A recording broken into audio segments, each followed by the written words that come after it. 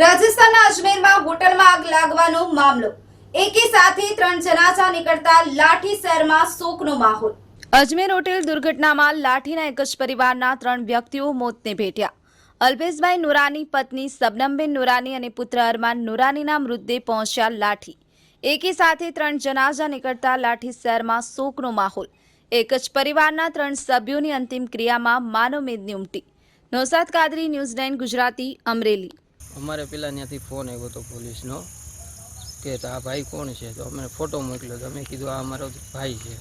તો ત્યાં અમે પછી રૂબરૂ ગયા તો ત્યાં હોટલમાં અમે માહોલ જોયો ને તો શોર્ટ સર્કિટ કે થયેલી છે, પણ ત્યાં કોઈ જાતની કોઈ વ્યવસ્થા હતી નહીં। એ લોકો ધારે જ હોટલવાળા તો અમારા ભાઈને એના ફેમિલીને બચાવી શકે, કેમ કે એક શોર્ટ સર્કિટ થઈ તો 3 વાગ્યાનું સળગતું હતું તો 8 વાગ્યા લગી એમને સળગતું રહ્યું, ત્યાં લગી ત્યાંની સરકારે કોઈ કાંઈ ધ્યાન જ ન દીધું, કોઈ આવ્યું જ નહીં। એમના માલિક હતા એ હોટલ મેકીને ભાગી ગયા। કોઈ ત્યાં એક व्यवस्था थी हमारे फकरे मोइन बाबा, उसने हम वहाँ जाए तो उसने सब व्यवस्था की, एम्बुलेंस की, और उसने 1-1 लाख रुपया जो मरने वाले हमारे भाई उसको दिया, और उसने खड़े पगे उसने रहकर हमारे सिविल का सब काम था उसने सब निपटा दिया। आया नहीं है, कुछ ने कुछ कहा ही नहीं है।